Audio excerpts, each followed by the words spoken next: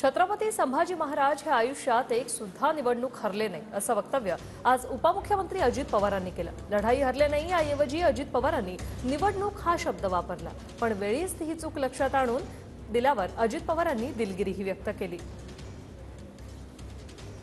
आपल्या स्वतःच्या आयुष्यात एक देखील निवडणूक ते हरले नाही अशा प्रकारचा इतिहास त्याच्यामध्ये आहे आणि त्यांचं स्मारक आज वडू आणि तुळापूरला होतं।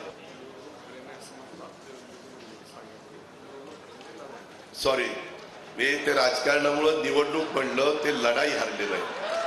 काय लोकसभेच्या निवडणुका आल्या, निवडणुकीशिवाय काही कळत नाही, परंतु आमच्यामध्ये एक निष्णात देवेंद्र फडणवीस आहेत। असं काही झालं की लगेच तिथल्या तिथं लक्षात आणून देतात। धन्यवाद देवेंद्रजी, असंच नेहमी अशा गोष्टी लक्षात आणून द्या।